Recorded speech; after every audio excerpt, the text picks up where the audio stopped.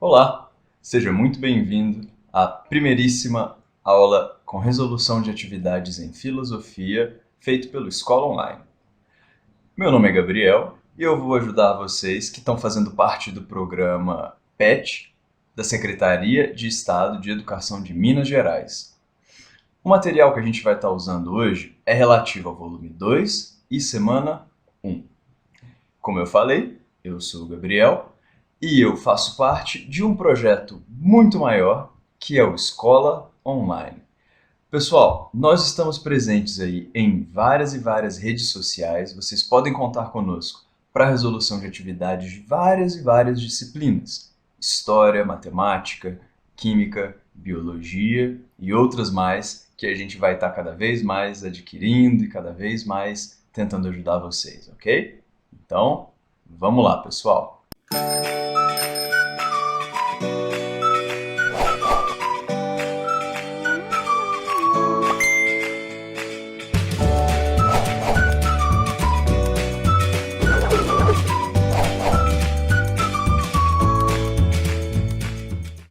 Vamos lá então, pessoal! Hoje a gente vai trabalhar com o texto que a secretaria mandou aí para vocês, que é um texto do Michel Onfray. Esse filósofo sensacional tenta responder uma pergunta que já deve ter coçado a cabeça de vocês aí, em termos de curiosidade. Até que ponto nós somos animal e até que ponto nós somos algo para além de outros animais? O que nos separa dos macacos?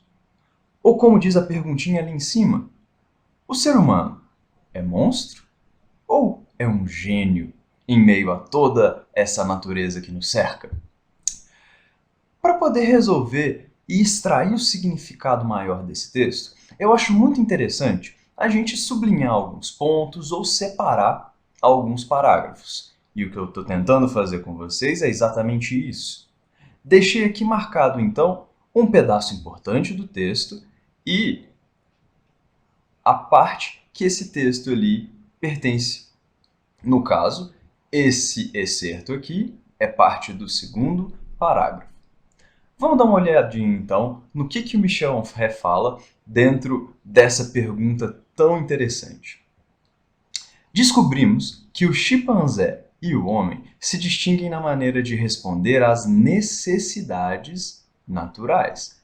Então, o que nos diferencia do chimpanzé, segundo esse pensador, é a forma com que a gente lida com essas necessidades naturais. Mas o que são essas necessidades naturais? Bom, podem ser os impulsos que a gente tem, pode ser a fome que a gente sente, a sede que a gente sente, aquela vontade de dar uma namoradinha. Essas são necessidades naturais. E olhem aqui como ele segue, pessoal. O macaco permanece prisioneiro da sua bestialidade, enquanto o homem pode se livrar dela parcialmente, totalmente ou transformá-la. O ser humano, de fato, tem essa capacidade, não é mesmo? Todos os dias nós sentimos todo um conjunto de desejos, entretanto, não cedemos a todos eles. Né? Você deve estar com uma saudade da escola, eu imagino, mas eu tenho certeza que muitas vezes você teve vontade de ir ao banheiro, você pediu ao seu professor levantando a mãozinha, e aí o professor, às vezes, vai lá e diz sim, outras vezes diz não. E quando ele diz não, você, com a sua capacidade, consegue o quê? Controlar essa sua necessidade natural, pelo menos, né? Provisoriamente. É o que ele diz aqui, ó. Temos a capacidade de resistir a essa necessidade natural, a essa bestialidade, superar, dando a ela uma forma específica. Então, nós, seres humanos, por exemplo, diante de um instinto de agressividade, a gente tem a capacidade de canalizar essa força para outras coisas, não é? Ao invés de ir para cima do seu coleguinha, você vai lá, desconta isso numa almofada, você tenta disciplinar esse instinto fazendo uma arte marcial, certo? Diante de um sentimento muito intenso de amor que você possa ter por alguém, ao invés de se declarar, você pode transformar isso em arte, por exemplo, escrever uns versos, fazer um rap, uma poesia, não é mesmo? Então vamos seguir. Daí, a cultura. Um reflexo, né, dessa capacidade humana de ressignificar as nossas necessidades naturais. Olhem o texto aí. Diante das necessidades, instintos e impulsos que dominam totalmente o animal e o determinam, o homem pode escolher exercitar a sua vontade, a sua liberdade, seu poder de decisão.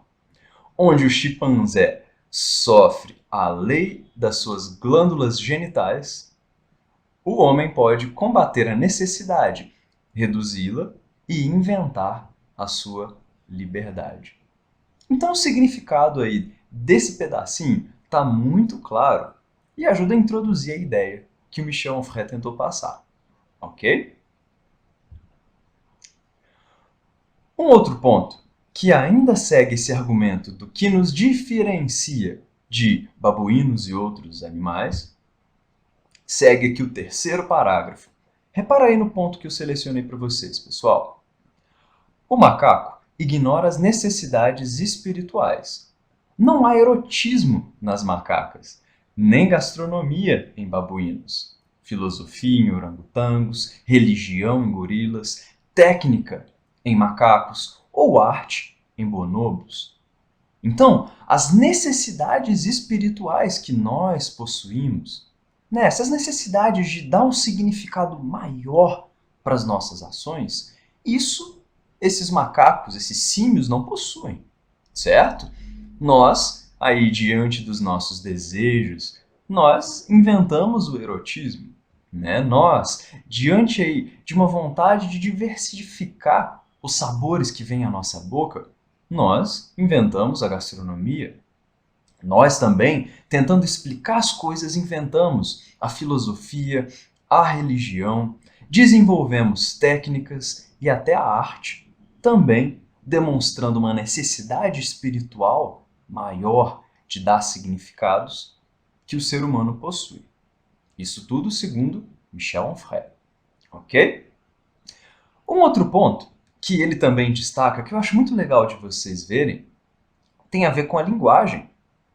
Não necessariamente, olha aí, a linguagem articulada, mas os meios de comunicar ou de corresponder, trocar posições intelectuais, opiniões, pontos de vista. Essa é a definição autêntica da humanidade do homem. Então, a capacidade que a nossa linguagem possui, não é? De comunicar as coisas, de trocar ideia com as pessoas, de expressar as nossas opiniões e o nosso ponto de vista, isso também é um aspecto de distinção que nós, seres humanos, possuímos em relação aos outros macacos. E, olhem aí do lado, com a linguagem, a possibilidade de apelar a valores morais, religiosos, políticos, estéticos, filosóficos, né? Então todos nós aí possuímos um conjunto de valores morais, cada um possui ali a sua visão religiosa, a sua visão política, a sua visão sobre beleza e sobre filosofia.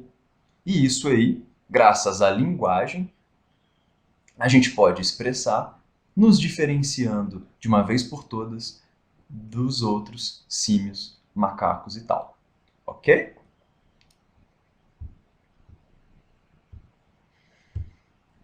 Um outro ponto, estamos quase acabando, viu, pessoal? Um outro ponto que o texto ressalta, que eu acho muito legal a gente perceber, tem a ver, olhem aqui, com a questão da educação. Olha só, pessoal, o que a gente está fazendo aqui no Escola Online?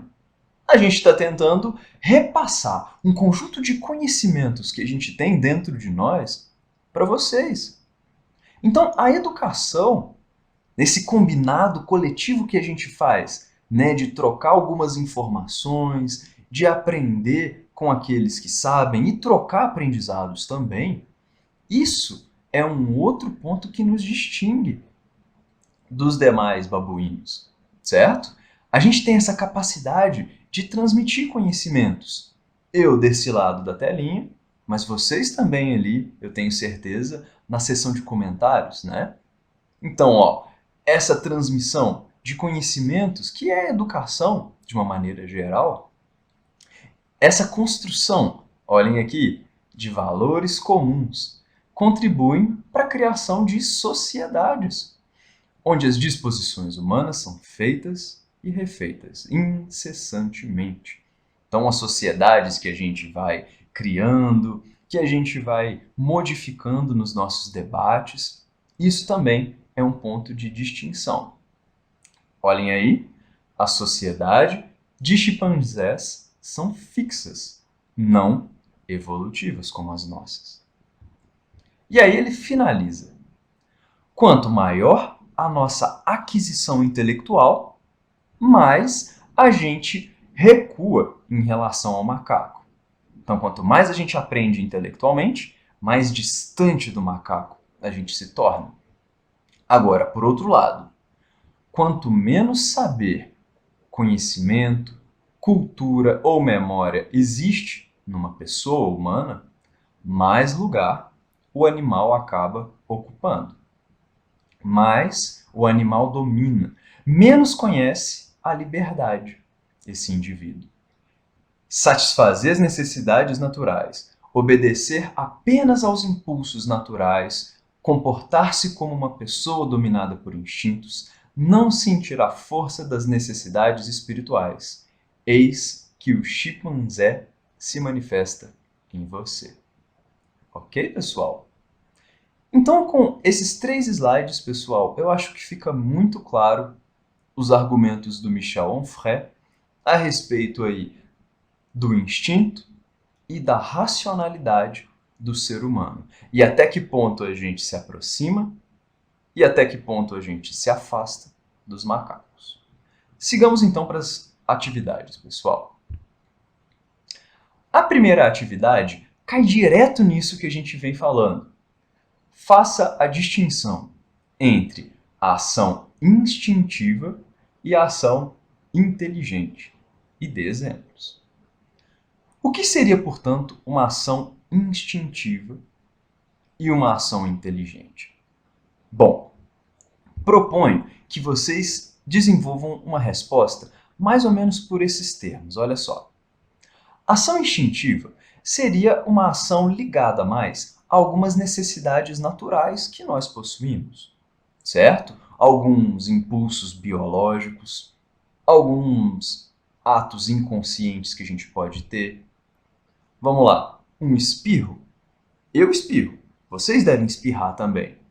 Essa é uma atitude inteligente? Não, é uma atitude instintiva.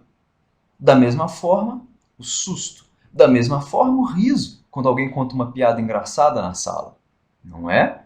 Então, a ação instintiva tem mais a ver com esses aspectos biológicos, impulsivos ou necessidades naturais. Enquanto a ação inteligente estaria mais ligada à parte consciente, né? Ligada à razão, à busca por um resultado lógico nas coisas.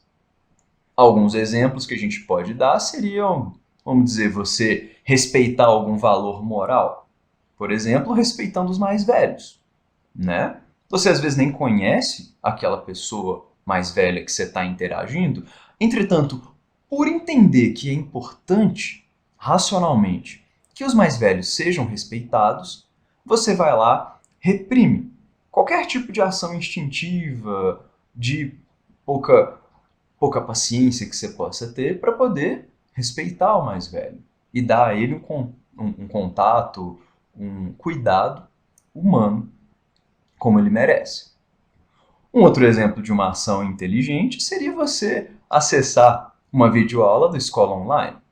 Muitas vezes o seu instinto vai dizer para você ir dormir, para você jogar uma bolinha, para você pegar ali e jogar um Free Fire. Porém, sabendo da importância de estudar, sabendo da importância de entregar suas atividades no tempo certo, você vai lá e acessa a escola online. Ação inteligente. Um outro exemplo, desenho. Todo planejadinho que você pode fazer também é uma ação inteligente. Ok? A segunda atividade, É um pouquinho mais complicada, mas não desiste não, vamos comigo. Nessa atividade, aparece um texto de um filósofo, um pensador, chamado Merleau-Ponty. Vamos dar uma lidinha aqui. É impossível sobrepor no homem uma primeira camada de comportamentos que chamaríamos de naturais, e um mundo cultural ou espiritual fabricado. No homem, atenção aí, tudo é natural e tudo é fabricado, como se quiser, no sentido em que não há uma só palavra, uma só conduta que não se deva a algo ao ser simplesmente biológico e que, ao mesmo tempo, não se furte a simplicidade da vida animal. Então, a partir da leitura aí desse texto, explique o que significa dizer que, para o ser humano, tudo é natural e tudo é fabricado. E dê alguns exemplos. Olha só, pessoal, a resposta que eu proponho para vocês é a seguinte. Atenção aí. Eu vou ler para poder ficar um pouco mais fácil. Tudo que o ser humano cria é a partir de algo natural. A mesa talhada para o trabalho é feita de madeira, madeira feita da árvore. Então, podemos partir desse princípio. Tudo que o ser humano cria, em termos materiais e até imateriais, tem alguma base na natureza, certo? Então, mesmo as coisas que a gente fabrica, desde os versos de amor até as mesas de madeira, têm alguma base natural, certo? A madeira vem da árvore, natureza. O teu verso vem de um desejo amoroso natural que você pode ter por alguém. Vamos seguir. A sua vontade natural de não morrer motiva a fabricação de uma lei. Ué. O ser humano, por não querer morrer, ele vai lá e cria leis para poder conter a violência. Então, na base de um medo natural, você fabrica alguma coisa cultural, no caso a lei. Segue aí comigo. A sua ação natural de desejar alguém, como a gente comentou, acaba tomando a forma de uma cerimônia de casamento, ou selada por um anel. Anel que você comprou ali para poder selar seu relacionamento, e esse anel é feito de quê? De metal. Então, pessoal, a partir dessa citação do Merleau-Ponty, a gente pode afirmar o seguinte: é da natureza do ser humano fabricar cultura. Fez sentido, então? Tudo é natural e tudo é fabricado para o ser humano. Entende? Joia. 3, pessoal. Tá quase acabando, não desiste não. 3. Faça uma dissertação relacionando o tema do capítulo, faltou um acento aqui, e a citação do filósofo francês, também faltou um acento aqui, Blaise Pascal. Então, olha só, uma dissertação, como vocês devem imaginar, né, é uma redação com seus argumentos, então é um texto muito pessoal. Nessa dissertação, você precisa apresentar provas, exemplos, e aí vai ir da sua capacidade realmente de articular as ideias. Essa dissertação que você precisa fazer, relacionada ao tema do capítulo, também tem que se relacionar com essa frase. Olha a frase aí, pessoal. O homem não passa de um caniço. O que é caniço? Uma cana.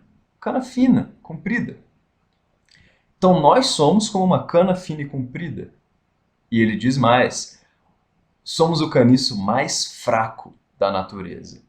Mas o homem, nós, somos um caniço pensante. Então, na base do que a gente viu, nas explicações ali do texto, e na base da análise que vocês podem fazer desta frase aqui acima, o que dá para a gente explicar, o que dá para a gente trabalhar em termos de ideias? Como assim o ser humano é um caniço fraco, mas é pensante? Bom, a minha sugestão para vocês tá aí. Tentem escrever um texto que lembre, por exemplo, do fato de que sim, nós somos animais frágeis no sentido que a gente não tem garras, não tem uma crosta, né, ou feito jacarés ali, a gente não tem uma pele grossa, nós somos frágeis. Só que ao mesmo tempo, a gente é inteligente o bastante para superar os desafios da natureza, não é? Mesmo tendo uma pele fina, a gente acaba conseguindo sobreviver ao frio, desenvolvendo casacos, certo? Mesmo às vezes desmotivados, a gente consegue ali produzir todo um conjunto de argumentos, de motivações para poder continuar seguindo em frente, não é?